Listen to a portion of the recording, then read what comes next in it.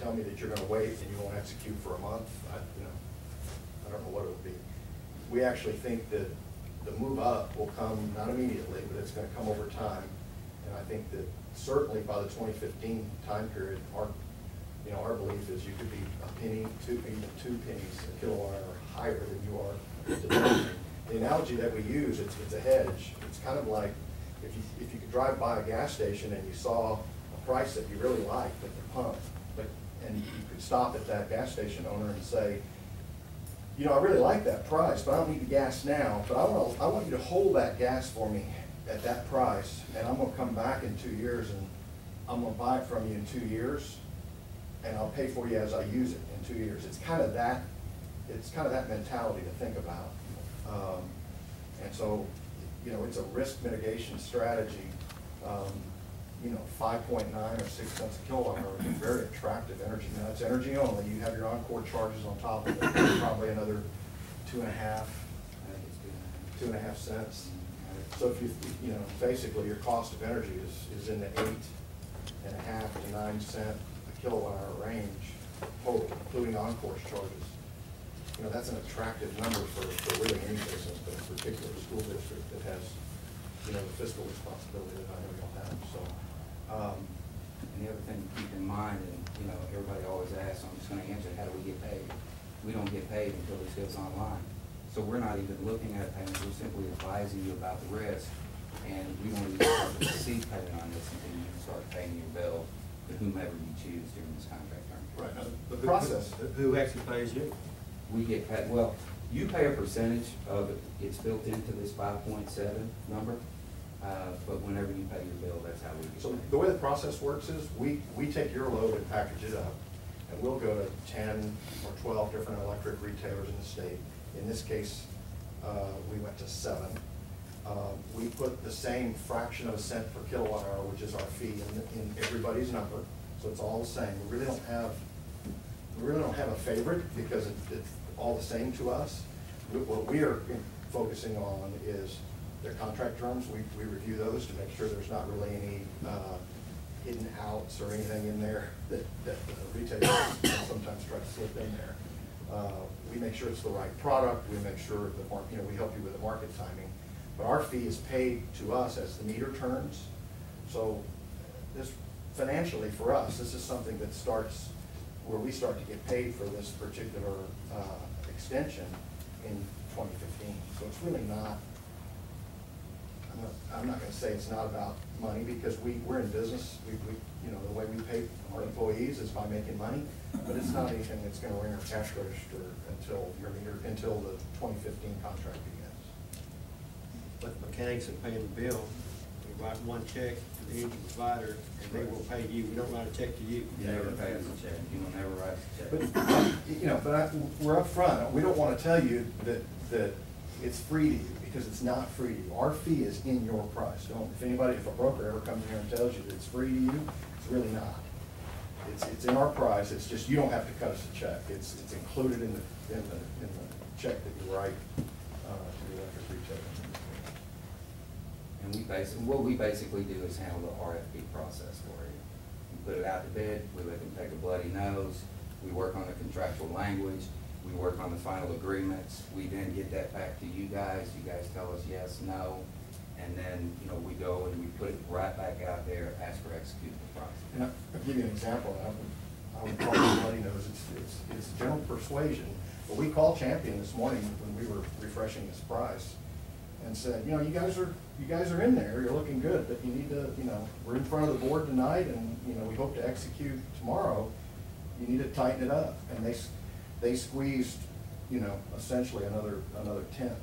So basically, instead of 6, it went to 5.9 something. It was 6 and change, and it went to 5.9 something. So, it sounds crazy, but those little bitty moves like that are important. But they amount to real money, because as you can see, just in going from 8.8 to 6.2 over 3 years, it was 340,000. So. No, that was across the 3. Yeah, 8. Yeah, that was per year for a 3-year contract. That's what it gets. Right. What rate are we paying right now? Right now, you're currently paying 623. 623. 623. You're paying a 623 rate. And if we were to execute today, you would be looking at 5971. And that's just the energy. You gotta add something Well, to you that. take PDSP, everybody has to add PDSP, that's from Encore. You gotta pay There's no PDSP. way to to get Encore away. fee. But you're saying if we were to enter this agreement with you, that rate change would be immediate, would not be in 2015? It would be in 2015. You're gonna, our recommendation is to honor the contract that currently. Now, what he's asking is this: if we do this, whatever rate y'all find this week would be tagged to be used against us out there. May Correct. 2015. Whenever it comes up then. Right. June 2015. You're locking down the price at the pump for you to take delivery starting in May of 2015. For how many more years? 3 years is what we're recommending. So if you go to 2018. That's My correct. question to you is, and I'm short time now, but what if in 2014, the beginning of 2015, those rates go down? Because I think you're inaccurate on a power plant being built in East Texas. I'll get you the information on it. But if it goes down, are you gonna go back and lower our rate again? No, when you lock in, number one, we're shopping the rates for all those electric providers. And when you sign the contract, they buy that power. They're not floating on the market. They lock that number in and they go out and purchase that power. I understand that. And so- But my question to you is, in the beginning of 2015, if you can find it at .05252, No, you can't, we can't go down once we sign this, once we lock in for this, we're locked in from 2013 to 2018, is what you're telling me. 2015. 15 to 18. And the other thing I'll tell you is if it goes up, right, your price doesn't go up. So, you know, it depends on your view of the market. I don't know what power plant, it could be in one of the, it could be in a muni, it could be, I'm talking about in the deregulated service territories of selling into that deregulated market. I don't know that there's been one, but I can tell you, you pick up any newspaper, Dallas paper or the Austin paper, and look at what's being written by the commission about what they're wanting to do with power prices. And I'm not gonna tell you that it can't go down, because it could, right? It could absolutely go down. But I'm telling you that I feel very comfortable in telling you that the risk that it goes up is radically more than the risk that it goes down. So what you gotta set, to me, I'm sure you're all business people, is are you happy, if you could get a 5.9, 5.97 rate, right?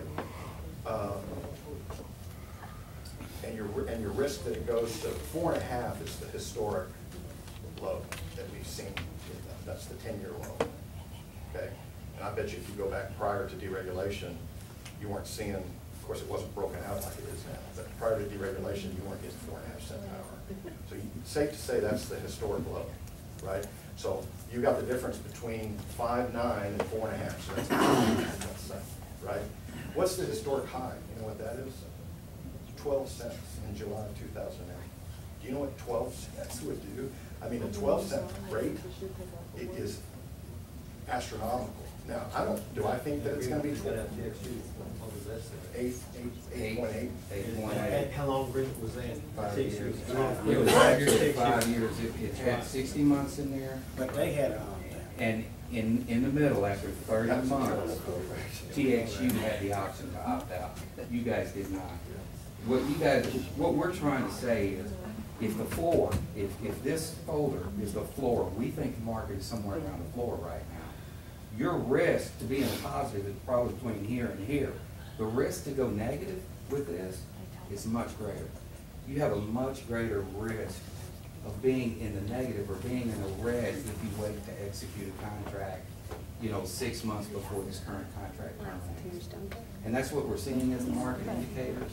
And it's just, anytime you have legislative issues from Austin getting involved with the powers such as ERCOT and the PUC, and those changes are gonna be made whether we like them or not, there's gonna be some changes that are gonna impact the end user. And that's what we're talking about here.